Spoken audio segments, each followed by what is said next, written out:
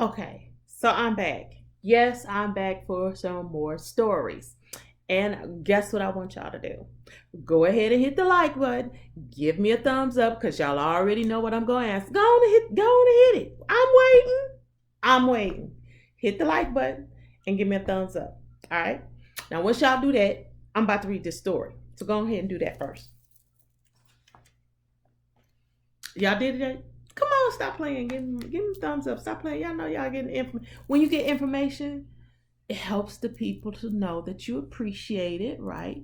And then we'll be like, oh, they liked it. Let us come back and give you some more. If you don't do it, be like, oh, they ain't like that, so I guess I won't do that no more. Come on, give me a like. Give me a thumbs up.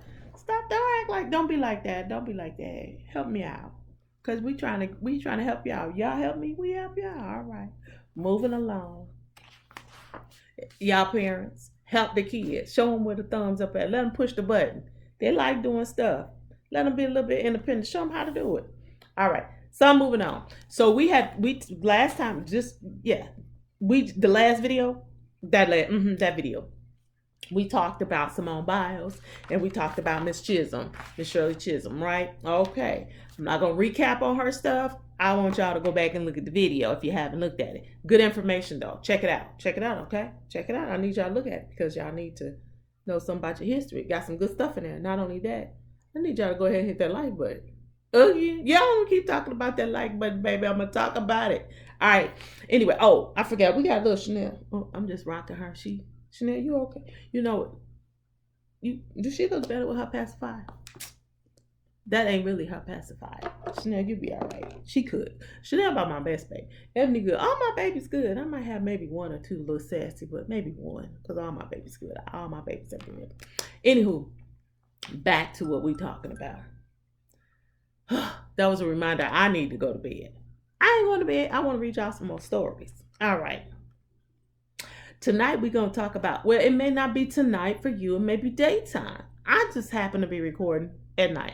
2 minutes in, let me get started with the story so we don't be all night. All right, so we read now. This is the book on the what? On the who? The Fierce 44 Black Americans who shook up the world. Don't get it twisted. All right, y'all need to remember that. I will try to remember to put this in all of the videos that I have recorded this far. If not, y'all will catch it on one of them. That's why you gotta go look at the videos. All right. So Benjamin O. Davis Sr. is this guy's name. Now I don't know nothing about this guy, so I'm learning with y'all on this one. He was a U.S. Army general.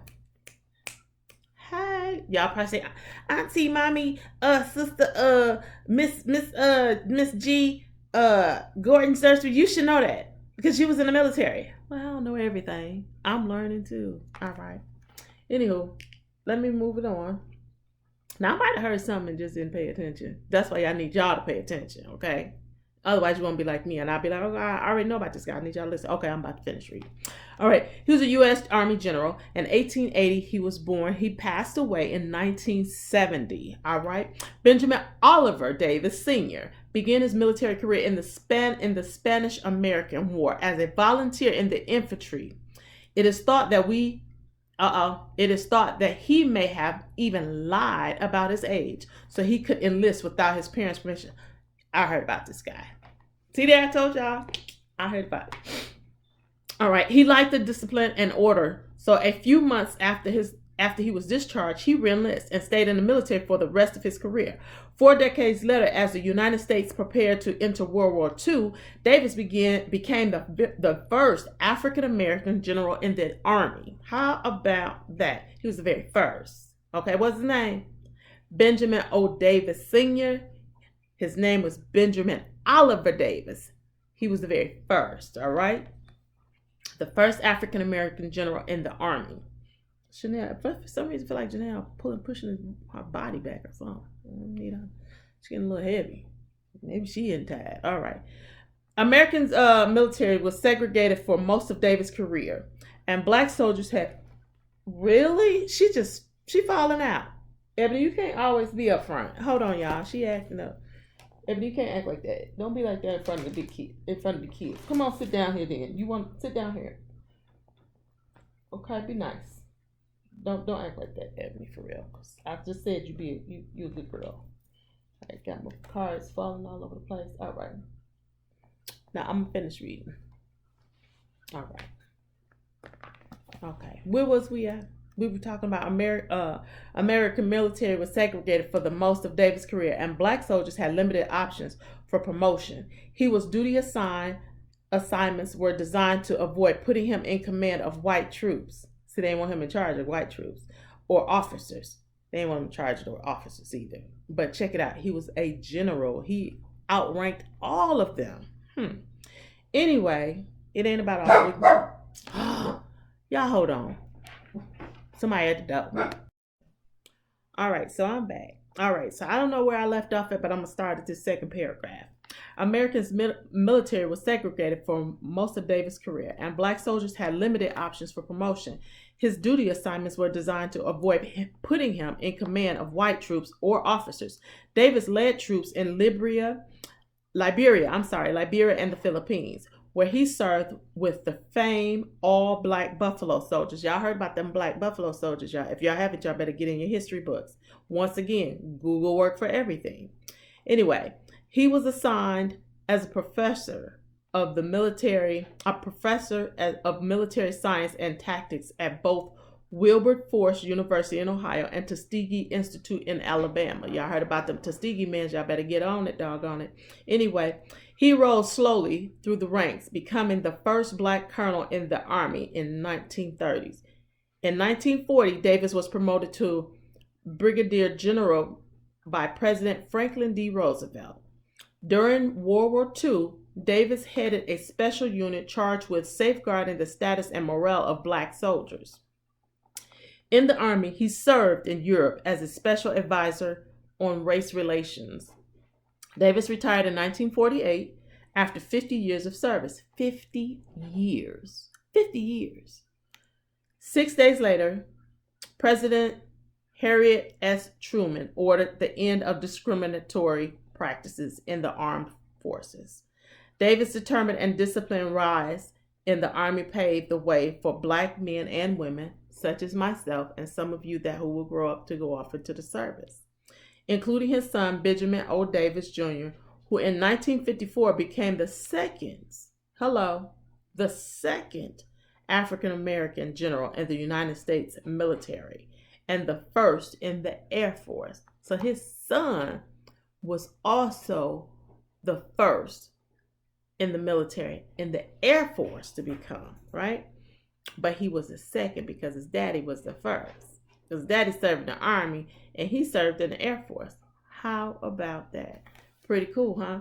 Let me keep going because we got to read on. So y'all got some information on that. Now, the next person I'm going to read about is Frederick Douglass. I know some of y'all done heard about Frederick Douglass. Folks talk about him. All right, so he was an abolitionist and an author. He was born in 1818. He passed away in 1895. He was born in Maryland Farm in 1818. Frederick Douglass was the son of a slave mother and a white father. Did y'all hear what I said? Okay, I hope y'all heard that. Who may have been his owner. When Douglass was 8, he was sent to Baltimore to work for a ship carpenter. The carpenter's wife started to teach him to read. And Douglass recognized there was a connection between knowledge and freedom. At 15, Douglass was sent to a different farm to work for a brutal man with a reputation as a slave breaker. Douglass hated the man and at his time on the farm and tried to escape.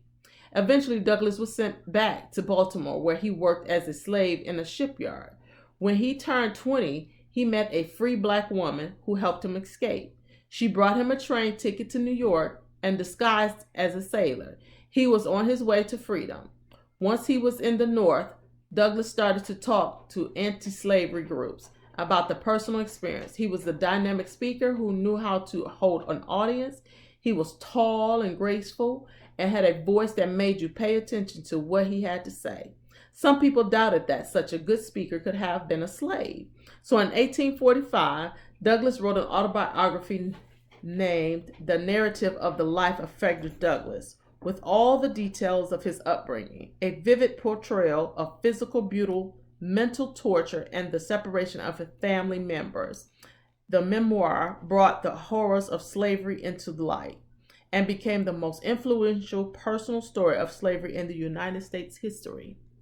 Besides fighting for abolition, Douglass was also an outspoken supporter for women's rights, continued to push for equality of all his life, because his voice rose from slavery to challenge the denial of Black humanity. So this here is Frederick Douglass. All right. Once again, I tried to get through the story so you guys can hear this story, but guess what? If y'all check out this next video, you'll get some more stories. All right. Until next time, go ahead, hit my like button. I'm going to keep saying it till y'all hit the like button if you haven't. Give me a thumbs up. And guess what? We'll come back and see you again to read another story. All right. Have a good time. Have a good night. And have a blessed day. Mwah. Love you guys. Bye.